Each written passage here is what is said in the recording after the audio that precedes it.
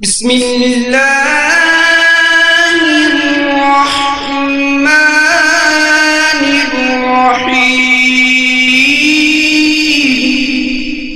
لا الہ الا اللہ محمد رسول اللہ لا الہ الا اللہ محمد رسول اللہ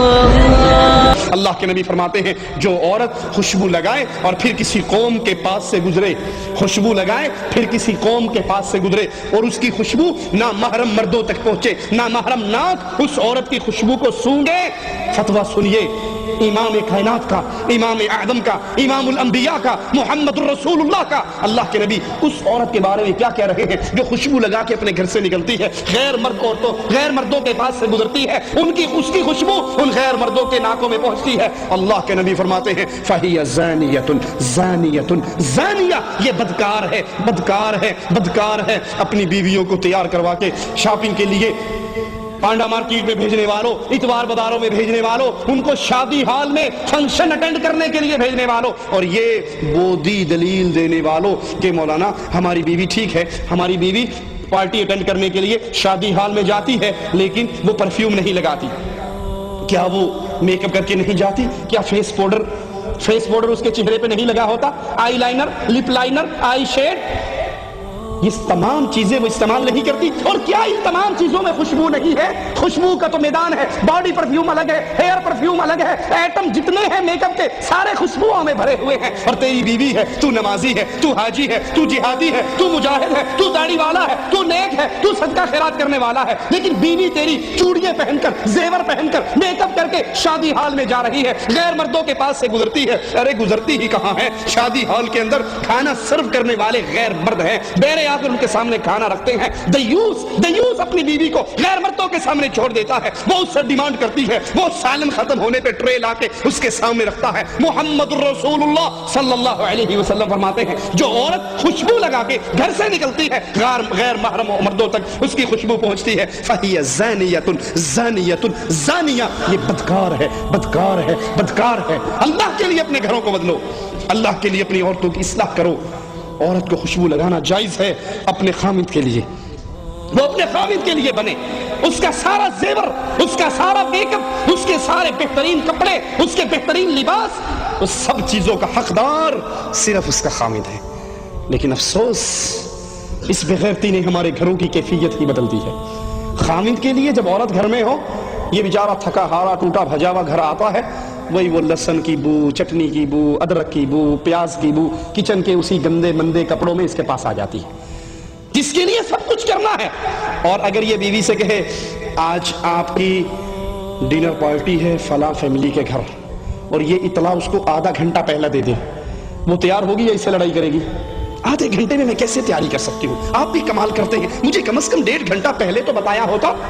میں نے تیار ہونا ہے، میں نے کپڑوں کے ساتھ میچنگ جیولری پہننی ہے، سوٹ کی میچنگ کی میں نے شوز پہننے ہیں، میں نے فلاں تیاری، اب آدھے گھنٹے میں کیا کروں؟ یہ مسکین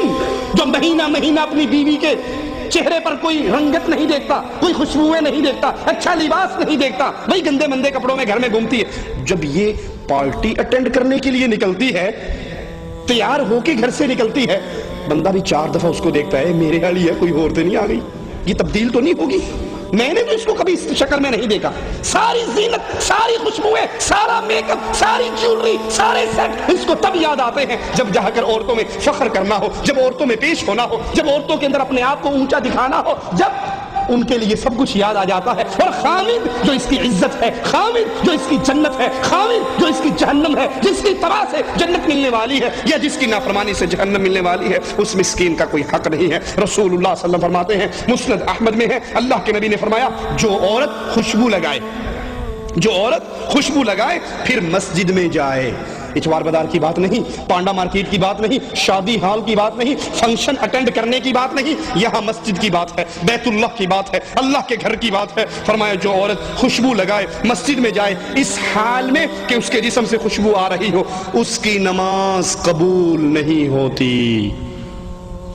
خوشبوئیں لگا کر غیروں کے گھروں میں جانے والیوں، خوشبو لگا کے شاپنگ کرنے والیوں، میک اپ کر کے شادی ہال میں جانے والیوں، محمد کریم کی بات، زیدی کی بات نہیں، سید صاحب کی بات نہیں، شاہ صاحب کی بات نہیں، مولوی شیخ کی بات نہیں، امام الانبیاء کی بات ہے، جس کا تم نے کلمہ پڑھا ہے، جس کا تم کلمہ پڑھ کے اسلام کے دائرے میں داخل ہوئی ہو۔ محمد کریم فرما رہے ہیں جو عورت خوشبو لگا کے مسجد میں جاتی ہے نماز پڑھنے کے لیے، اس کی نماز اس وقت تک قبول نہیں ہوتی جب تک وہ غسل جنابت کی طرح غسل نہ کر لے۔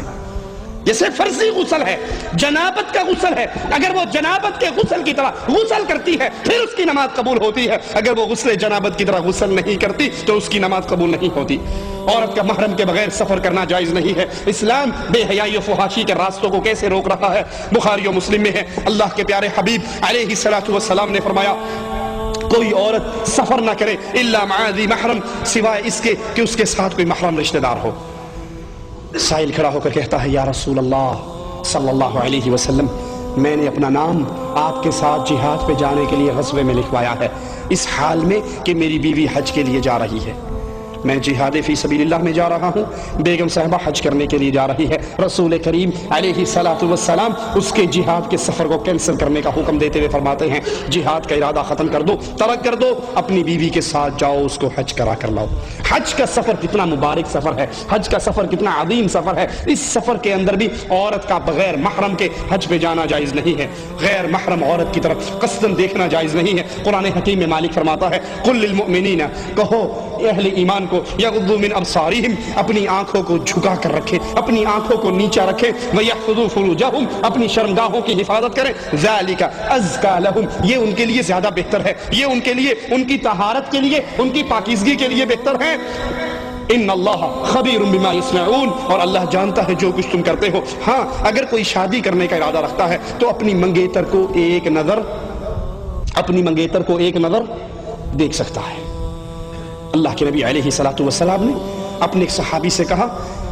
اس کی شادی کی خبر سن کر کہ تو اپنی منگیتر کو ایک نظر دیکھ لے، ایک نظر دیکھ لے، یہ تیرے لیے، تمہاری آئندہ زندگی کے لیے زیادہ بہتر ہے۔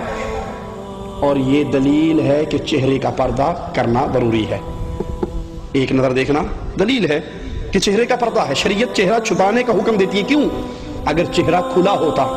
اگر چہرہ ننگا ہوتا تو ایک نظر دیکھنے کا کیا مطلب؟ وہ تو کہیں بھی اس کو دیکھ سکتا ہے۔ جو منگیتر کو حکم دیا گیا جاؤ ایک نظر اس کو دیکھو، اس کا مطلب ہے مومنہ عورت کا چہرہ چھپا ہوا رہتا ہے، ڈھکا ہوا رہتا ہے، وہ صرف اپنے منگیتر کے لیے ایک لمحے کے لیے اپنے چہرے کو ننگا کر کے اپنے منگیتر کو چہرہ دکھا سکتی ہے۔ جس طرح عورتوں پر نظر ڈالنا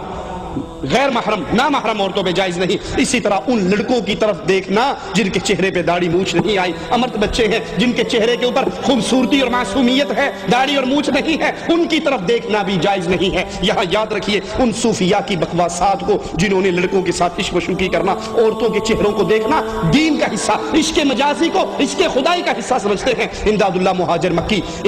مہاجر مکی علماء دیوبند کے بہت بڑے عالم ہیں، اپنی کتاب شمائم امدادیہ میں لکھتے ہیں کہ عورت